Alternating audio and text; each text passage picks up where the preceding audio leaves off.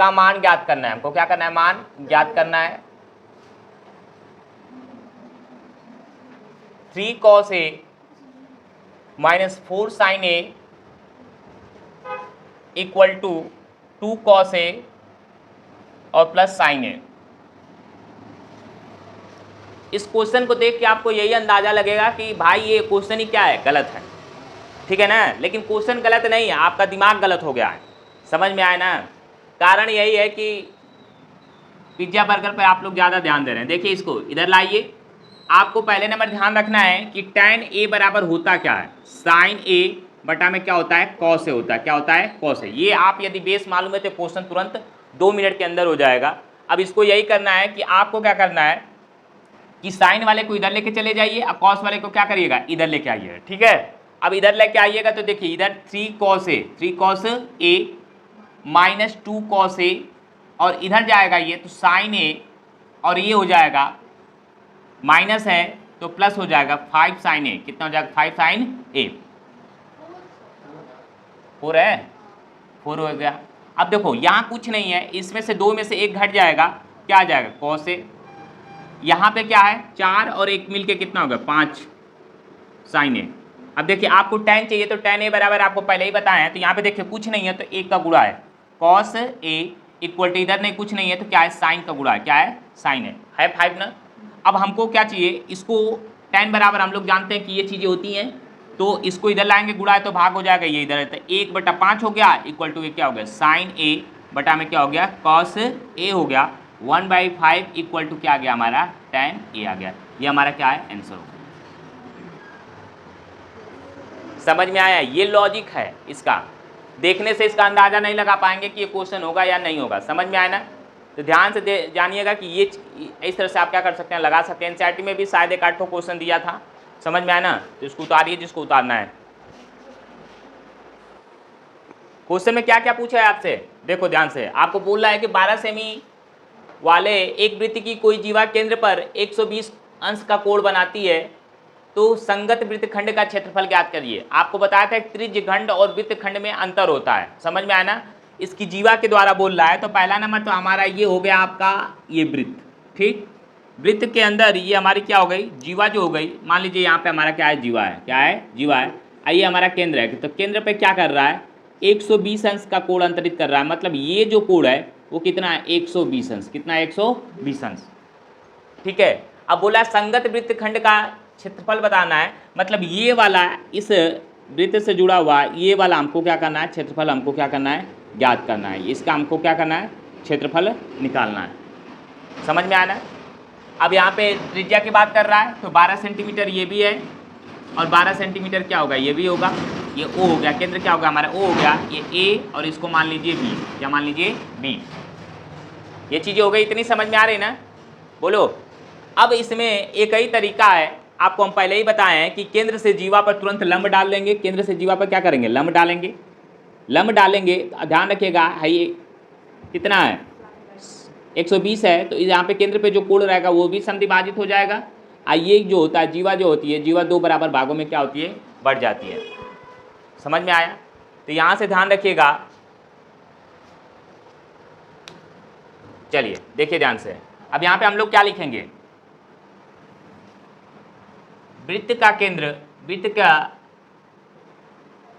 केंद्र पर 120 अंश ऐसे लिखिएगा।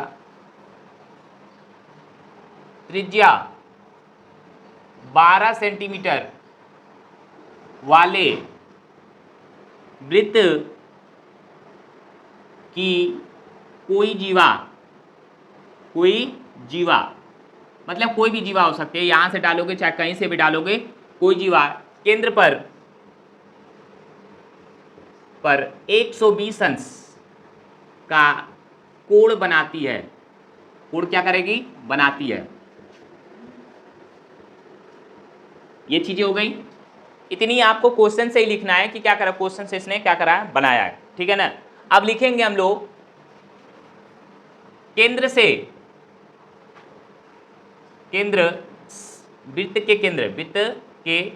केंद्र से जीवा पर एक एक लंब ओडी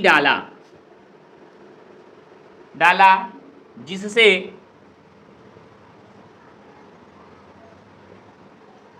जीवा दो बराबर भागों में विभाजित हो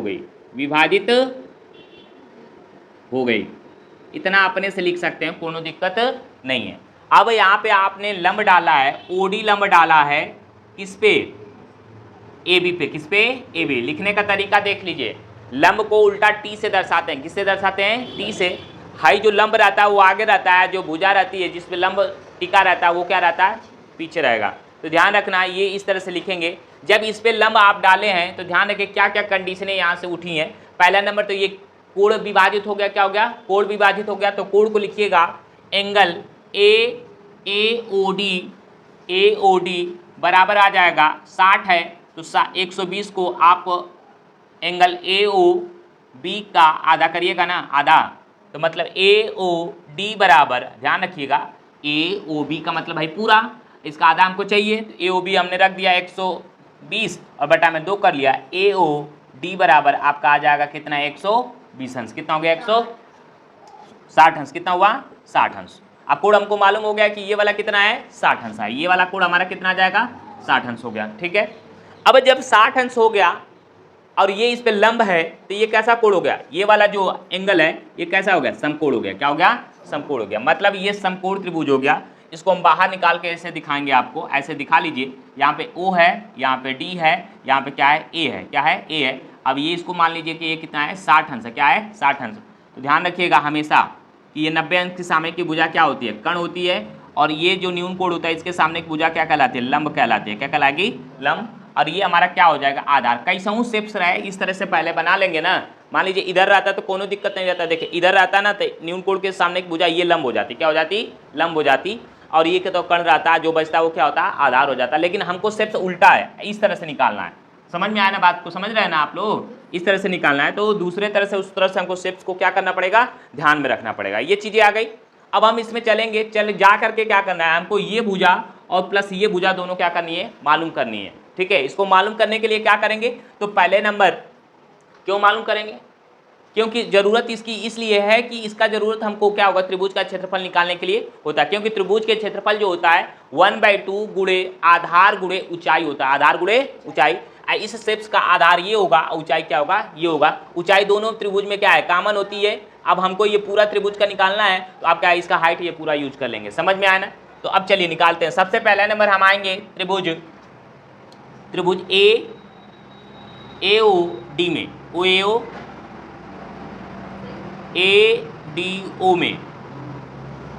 ADO में। अब यहां से देखिए हम क्या लगाएंगे, साइन 60 अंश बराबर।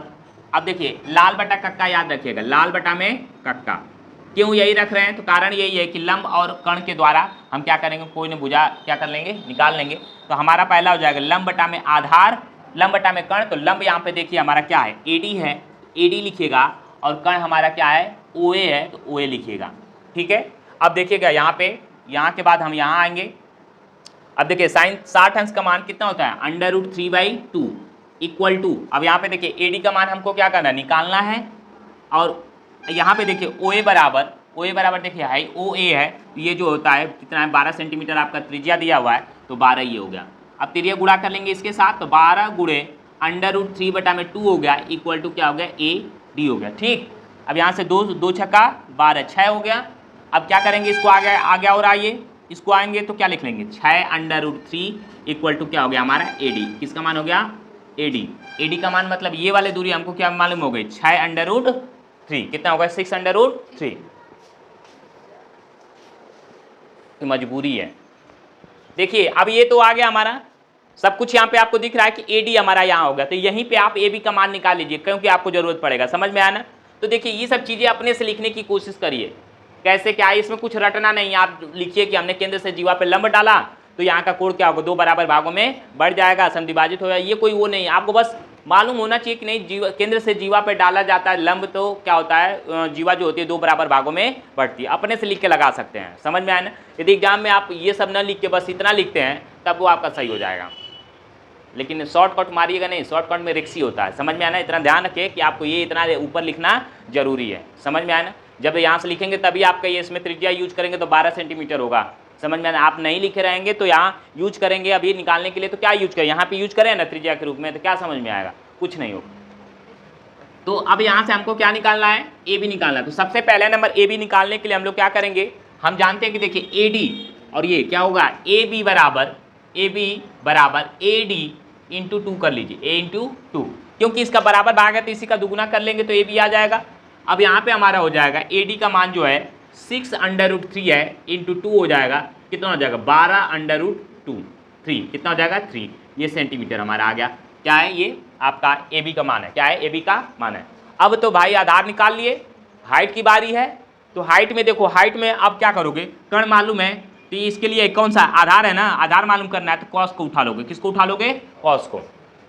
देखिए 2 बार यूज करना है आपको। अब यहां से उठा लीजिए कॉस, वही कॉस 60 अंश इक्वल टू आधार क्या हो जाएगा ओडी हो जाएगा, बटा में कर्ण वही ओए। अब यहाँ से 60 अंश का मान कितना होता है 1/2, और यहाँ पे हो गया ओडी बटा में हो गया आपका ओए का मान कितना हो गया 12, कितना हो गया 12। यहाँ से 12 चला जाएगा, ये 2 आ गया इक्वल टू क्या हो गया ओ डी। देखिए हम डायरेक्ट यहाँ उठा के लेके चले जाते हैं, इसको छोड़ देते हैं, ठीक है ना। कारण यही होता है कि यहाँ से ऊपर चला गया तो फिर गुणा जब कर लेंगे इसका इसमें तो फिर वही काम करना होता है, इसीलिए हम डायरेक्ट यहाँ पे 12 से यहाँ पे गुणा कर लिए, 2 लिख लिए, ओडी यहाँ पे नीचे लिख लिए। समझ में आना? आप लोग भी ऐसे ही करिए, समय कुछ बच जाएगा। समझ में आया ना?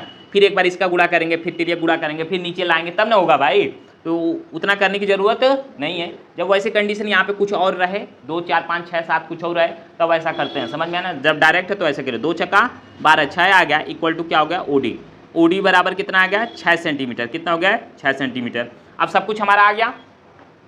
अब यहाँ से हम लोग त्रिभुज का क्षेत्रफल निकालेंगे। तो देखिए यहाँ से त्रिभुज का क्षेत्रफल जब निकालेंगे तो देखिए निकालिए, इसको 12 सेंटीमीटर ऐसे खींच लेते हैं, ठीक।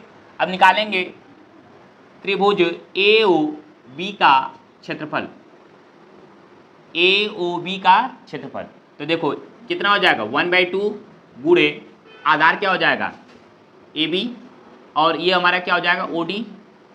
अब ए बी का मान रख लीजिएगा, ए बी का मान कितना आया है 12√3 सेंटीमीटर, 12√3 सेंटीमीटर, और ओडी का मान कितना है 6 सेंटीमीटर, कितना हो गया 6। देखिए ओडी आया ना 6 सेंटीमीटर।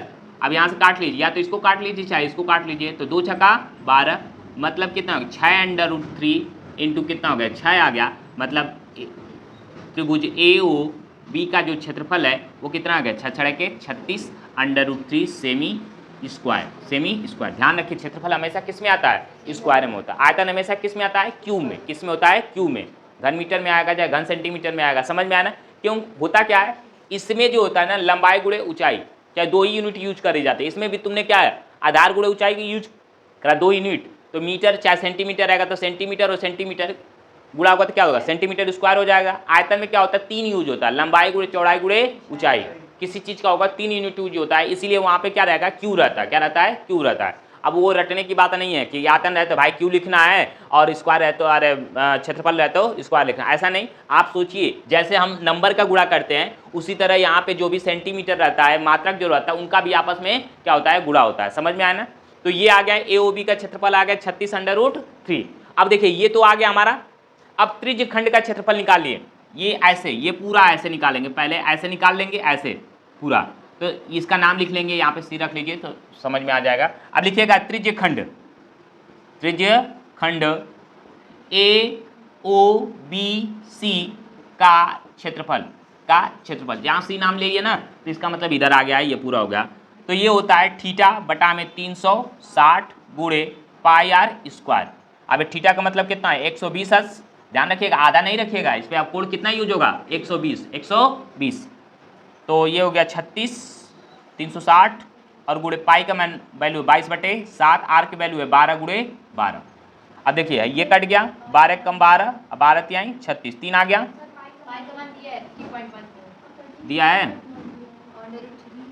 √3 का भी मान दिया है। चलिए वहाँ पे रख लेंगे हम लोग। फिलहाल में यहाँ पे कितना है पाई का मान कितना दिया 3.14। चलिए अब ये तो कट गया हमारा, 3 चौको कितना हो गया 12, कितना हो गया 12। अब कितना आ गया हमारा, अब कितना बचा यहाँ से 3.14 इंटू 12 चौक 48, कितना हो गया 48। बाद होगी सब। चलो देखो अब ये चीज़ें आ गई, हमको गुणा करना है तो गुणा करेंगे। तो आपका देखिए हम गुणा किए हैं, आया है, इसका आएगा त्रिज्यखंड का क्षेत्रफल जो होगा आपका आएगा यहाँ से 150.72, 150.72 क्या होगा सेमी स्क्वायर, सेमी स्क्वायर। अब इसके बाद हमारा हो गया ठीक, ये पूरा त्रिज्यखंड का क्षेत्रफल, हमको इसका निकालना है संगत वृत्तखंड का क्षेत्रफल, संगत वृत्तखंड का क्षेत्रफल। तो चलिए निकालते हैं, मिटा देते हैं इसको। ध्यान रखिएगा, बार बार चिल्ला रहे हैं, संगत त्रिज्यखंड और लघु वृत्तखंड में अंतर है, समझ में आया ना। त्रिज्यखंड पूछेगा तो हाई पूरा निकालेगा ऐसे, समझ में आया ना। अब संगत वृत्तखंड पूछेगा तो हाई जो बीच में पड़ा हुआ है इसको पूछेगा, समझ में आया ना। तो यहाँ से निकालिए संगत वृत्तखंड कौन सा हो जाएगा, ADBC का क्षेत्रफल।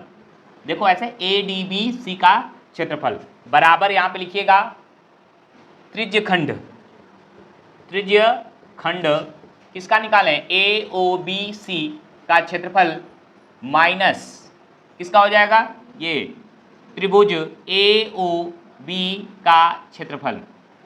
अब देखिए ये जो कितना आया हमारा त्रिज्यखंड है, ये आया ना 150.72 सेंटीमीटर स्क्वायर, माइनस ये कितना आया था 36√3 आया था ना। अब देखिए मान यहाँ पे रखना पड़ेगा 150.72 माइनस हो जाएगा 36 इंटू 1 पॉइंट कितना रखा हुआ है 1.73। चलिए गुणा कर लीजिए, 1.73 का गुणा करिए। देखिए गुणा करो, इसका गुणा करने पे आया है आपका कितना है 150.72 सेंटीमीटर स्क्वायर माइनस ये आ जाएगा आपका 62.28। अब घटा लीजिए इसको, 150 घटाने का तरीका देख लीजिए, पॉइंट है पॉइंट रख लीजिए नीचे भी, पॉइंट की इधर वाला इधर रखिए 2 6 और इधर वाला इधर रखिए।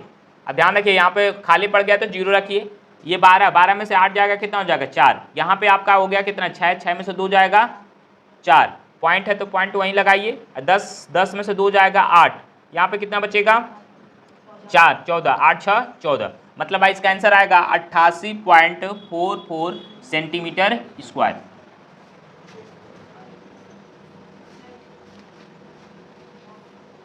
ठीक है, आंसर सही है, उतार लीजिए सब लोग। चलो देखो सबसे पहला नंबर इसमें देख लो ध्यान से, क्या बोला है आपसे, 2 पार्ट है, पहला वाला पार्ट कर लीजिए। इसमें बोला है यही है कि मैदान के उस भाग का क्षेत्रफल जहां तक घोड़ा क्या कर सकता है चढ़ सकता है। पहले तो आप कंफर्म हो जाइए कि ये क्या वर्गाकार है, क्या है वर्गाकार है, घास का मैदान ये क्या है वर्गाकार है। वर्ग के हमेशा ध्यान रखते हैं कि वर्ग की चारों भुजाएं क्या होती हैं बराबर होती है, प्लस प्रत्येक कोण कितने अंश के 90 अंश के होते हैं, क्या होते हैं 90 अंश के। ये भी 90 अंश का होगा, ये भी कितना होगा 90 अंश का होता है, ये भी कितना होगा 90 अंश का, तो ये भी तो भाई कितना अंश का होगा 90 अंश का हो गया। अब बताइए ये जो है ये पूरा जो होता है ऐसे रहता तो आपको क्या होता है, एक गोला नजर आता है आपको, एक गोले का ही भागना है ये, मान लीजिए गोले का ये क्या होगा केंद्र हो गया, क्या हो गया केंद्र हो गया। तो आपको ये जो दिया है ये 15 सेंटीमीटर किसका काम करने लगे रेडियस का, किसका है रेडियस का, ये आपका घोड़ा है, क्या है घोड़ा है, समझ में आया ना। तो रेडियस का काम करने लगा तो आपका ये अब ये जो है तो ये क्या हो गया हमारा त्रिज्यखंड का क्षेत्रफल। देखिए समकोण हो रहा है ना, और मतलब समकोण जो भी है जो भी एंगल बना रहा है ना यहाँ पे 90 अंश का, तो ये त्रिज्यखंड का क्षेत्रफल निकालेंगे तो जितना होगा उतना क्या होगा घास चलने वाली क्षेत्रफल निकल जाएगा, समझ में आया ना। तो हम पहला यही निकालेंगे कि मैदान का क्षेत्रफल जहाँ घोड़ा घास चर सकता है, तो यहाँ पे ध्यान रखना है हमें थीटा बटा में 360 गुणे पाई आर स्क्वायर, थीटा का मतलब कितना हो गया 90 अंश, कितना हो गया 90 अंश बटा में 360 गुणे पाई की वैल्यू हो गई, दिया नहीं ना वैल्यू रखने के लिए, दिया है आपका 3.14 और आर की वैल्यू आप जानते हैं कितना यूज करना है 15 सेंटीमीटर, तब 15 गुणे कितना हो जाएगा 15, ये कट गया 9 कम 9 9 चौको 36 मतलब 4 1/4 आ गया, 1/4 गुणे 3.14 इंटू 15 में 15 का गुणा कर लीजिए 225, ठीक है। फिर इसका गुणा करना है, यदि कटने लायक है तो कटा लेंगे। देखो 4 सत्ते 28, 4 सत्ते 28 और 4 सत्ते 28, 3 है, नहीं कटेगा, छोड़ दीजिए। ऊपर का ऊपर गुणा करके 2 से क्या कर लीजिए, 4 से भाग करना होगा, मतलब 3.14 इंटू 225 बटा में कितना हो गया 4, गुणा करिए। चलिए अब देख लीजिए इसका जो मल्टीपल आ गया कितना आएगा 706, 706.50 बटा में कितना हो जाएगा 4। अब 4 से हमको क्या करना है, भाग देना है, भाग दे लेंगे इसमें 706.50 भाग दीजिए, 4 एकम 4, कितना बच गया 3, 4 सत्ते 28, 2 बचा, इसके बाद 4 छक्का 24, 2 बचा, 10 यहाँ लगा के 4 छक्का 24, 1 बचा, 4 दुना के 8, 2 बचा, 0 उतारेंगे 4 5 20, मतलब आपका आंसर जो होगा इसका आएगा 176.625।